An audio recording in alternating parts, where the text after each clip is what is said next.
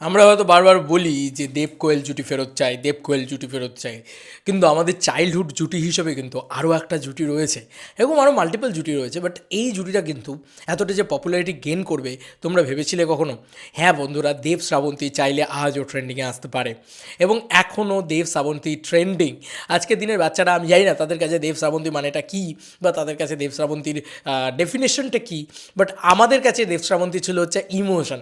কারণ দেব শ্রাবন্তী যে কটা ছবি করেছে, যদি ভালো করে লক্ষ্য করে দেখো, তাহলে সেই প্রত্যেকটা ছবি ইটসেলফ আ ম্যাজিক, ম্যাজিক যাকে বলা যেতে পারে।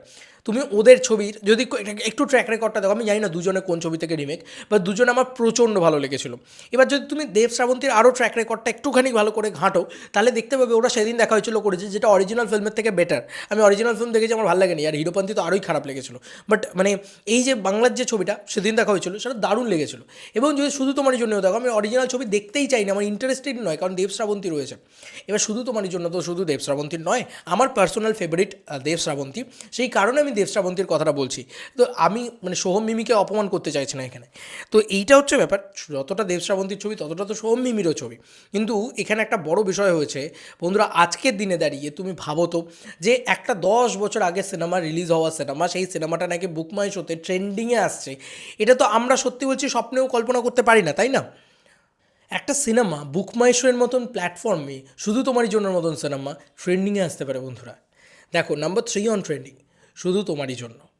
অবাক করা বিষয় বন্ধুরা, এই সিনেমাটার টিকিট সেল তার মানে কী পরিমাণে হচ্ছে, এই সিনেমাটাকে নিয়ে যে কী পরিমাণে ইন্টারেস্ট রয়েছে পাবলিকের, সেটা তুমি বুঝতে পারবে। এবং তুমি দেখো এখানে ভোট পড়ে গেছে। সেই সময় যখন শুধু তোমার জন্য রিলিজ করেছিল, তখন সম্ভবত বুক মাই শো অ্যাপটা ছিল না, যে কারণে এই যে 1.2K ভোটস দেখতে পাচ্ছ এবং 7.7 ইন্টারেস্ট মানে সরি স্টার্স দেখতে পাচ্ছ, সেটা কিন্তু পুরোপুরি জেনুইনলি এখন লোকের টিকিট কেটে করেছে। মানে 1-1.5 হাজার টিকিট অলরেডি বিক্রি করে দিয়েছে, মানে এতে তোমার এই রিলিজে। আচ্ছা, একটা কথা বলে রাখি, এই সিনেমাটা কিন্তু কোনো মাল্টিপ্লেক্স চেনে রিলিজ করেনি, তাই এটা তুমি মাল্টিপ্লেক্স চেনে তুমি বুঝতে পারবে না যে কী হচ্ছে। যা হয়েছে এসবিএফ সিনেমাস নিজেরা জানালে তবেই তোমরা বুঝতে পারবে, তার আগে তোমরা কোনো আইডিয়া পাবে না। কিন্তু এখানে বড় কথা হচ্ছে, দেব শ্রাবন্তী এই জুটিটার একটা প্রচণ্ড যে একটা চাহিদা বা একটা খিদে রয়েছে, সেটা আমি পাবলিক রিয়াকশান নিতে গিয়ে দেখলাম। আমার চ্যানেলই তোমরা ঘুরে দেখে এসো, পাবলিক রিয়াকশানে কী খিদে রয়েছে, যে দেব শ্রাবন্তী দেব শ্রাবন্তী দেব শ্রাবন্তী। অবভিয়াসলি মানে বড় হিট জুটি হিসেবে তো এটাও একটা বড় জুটি না। এবং কি মিষ্টি লাগে, আজও শ্রাবন্তীকে কী সুন্দর দেখতে আছে, এবং দেবদাকে তো বটেই। তো এই জুটিটাকে না সিরিয়াসলি চাই আমরা। আমি জানি না মানে কবে কীভাবে কী হবে, বাট এই জুটিটাকেও আমরা চাই, কারণ এই জুটিটা এসে ম্যাজিক ঘটিয়ে দিয়েছে, রিলিজেও ম্যাজিক ঘটিয়ে দিয়েছে। ইভেন কি এই জুটিটা আজকেও ট্রেন্ডিং, এইটা সবথেকে বড় কথা। মানে কথা কিন্তু হচ্ছে দেব মিমি জুটি নিয়েও কথা হচ্ছে, কিন্তু লোকে কিন্তু সবথেকে বেশি চাইছে দেব শ্রাবন্তী। যাই হোক, দেখা যাক কী হয়। তোমাদের কার কী মতামত এন্টায়ার ভিডিওটাকে নিয়ে জানিও কমেন্ট সেকশনে। চলো বন্ধুরা, নতুন কোনো ভিডিওতে দেখা হবে, বাই বাই।